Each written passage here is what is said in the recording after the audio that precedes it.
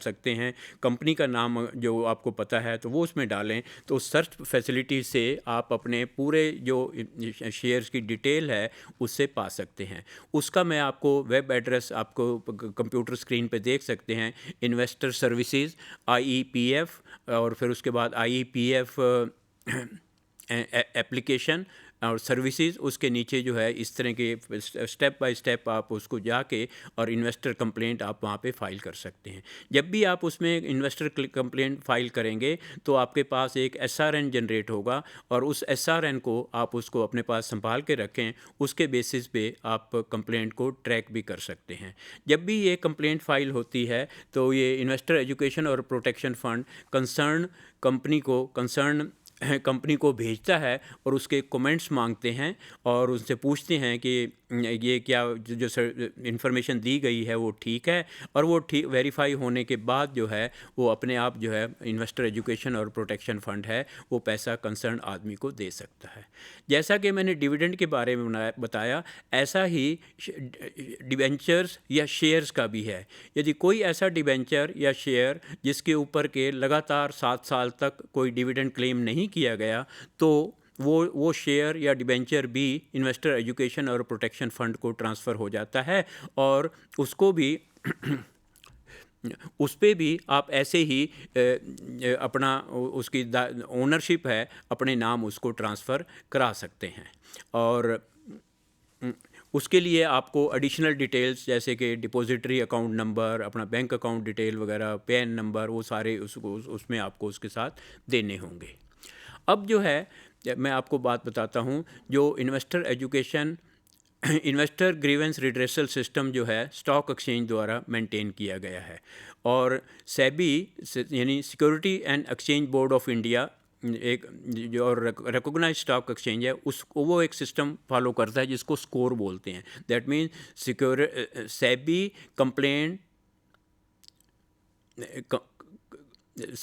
Complaint redressal mechanism, या उसको system बोलते हैं, scores, SEBI complaint redressal system, उस पे भी आप अपनी कंप्लेंट फाइल कर सकते हैं। जब आप स्कोर के ऊपर कंप्लेंट फाइल करेंगे तो उसमें भी जो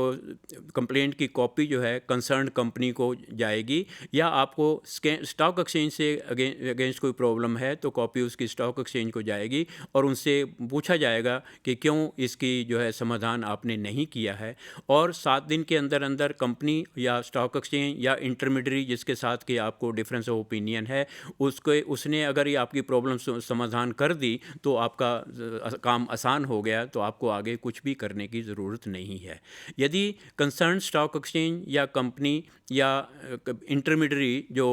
कोई ब्रोकर हो सकता है या कोई और मिडल मैन हो सकता है उसने समाधान नहीं किया, तो आप जो है इन्वेस्टर ग्रीवेंस रिड्रेसल कमेटी को भी उसकी कंप्लेंट को फाइल कर सकते हैं, और इन्वेस्टर ग्रीवेंस रिड्रेसल कमेटी जो है उससे सारी डिटेल मांगेगी, और यदि कोई डिटेल नहीं मांगनी और इन्फॉर्मेशन कंप्लीट है तो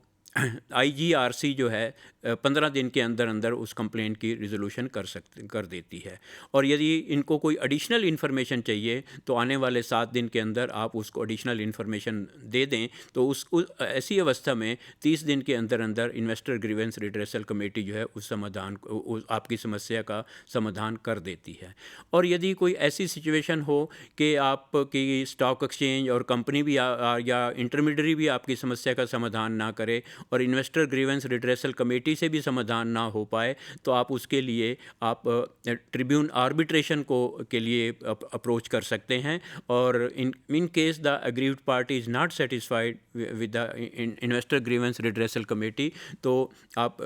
आर्बिट्रेशन के लिए भी अप्रोच कर सकते हैं। और जनरली जो आर्बिट्रेशन के ऊपर खर्चा होता है वो आपको इन्वेस्टर को खुद बियर नहीं करना पड़ता, वो सारा स्टॉक एक्सचेंज बियर करती है। और आप आर्बिट्रेशन के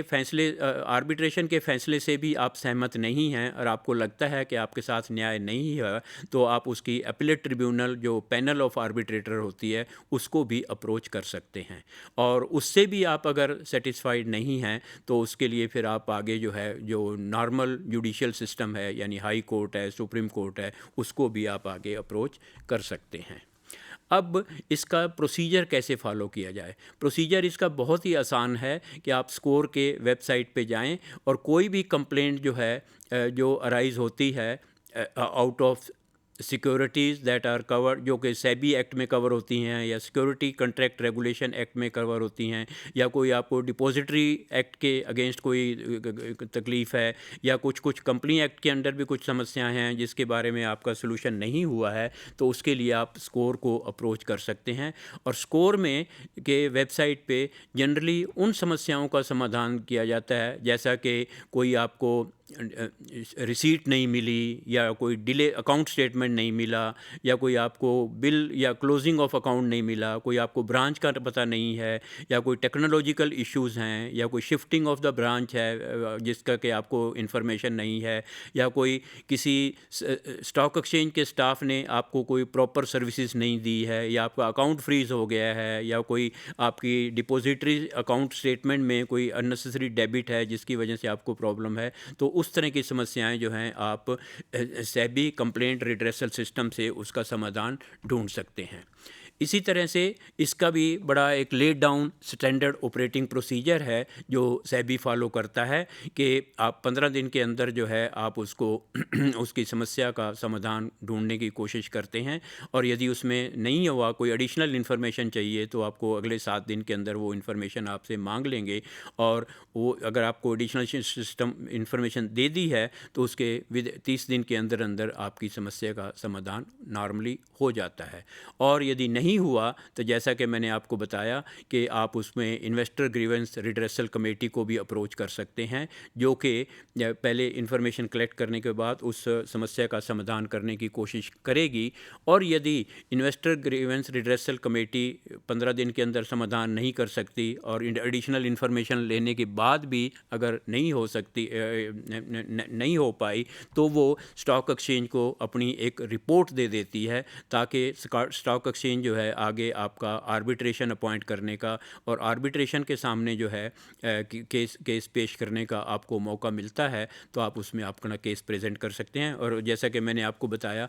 आर्बिट्रेशन के फैसले से भी अगर आप सहमत नहीं हैं तो आप अपीलेट ट्रिब्यूनल के लिए को भी आप इसमें अप्रोच कर सकते हैं। इसके लिए भी थोड़ा सा प्रोसीजर दिया गया है, बहुत ही आसान प्रोसीजर है कि आप लॉग इन करें http://scores.org और .gov.in और उसके ऊपर complaint registration under investor protection fund के ऊपर जाएं, तो आप उसमें अपनी एप्लीकेशन फ़ाइल कर सकते हैं। और जैसा कि मैंने आपको बताया कि आपकी एप्लीकेशन की कॉपी जो है concern company, concern stock exchange या इंटरमीडियरी को दी जाएगी, वो आपकी समस्या समाधान करेगा। और यदि इन्वेस्टर ग्रीवेंस रिड्रेसल कमेटी आपका समाधान नहीं कर पाती है, तो उसने रिपोर्ट दी है, तो आप जो है आर्बिट्रेशन के लिए अप्रोच कर सकते हैं। तो जो भी कंप्लेनेंट है, जो आदमी है जो उससे सेटिस्फाइड नहीं है for the recommendation of the IGRC, तो आर्बिट्रेशन की फैसिलिटी ले सकता है। और ये बहुत ही आसान माध्यम है, और कोई भी डिस्प्यूट जो मेंबर और क्लाइंट के बीच में हो या स्टॉक एक्सचेंज और क्लाइंट के बीच में हो, तो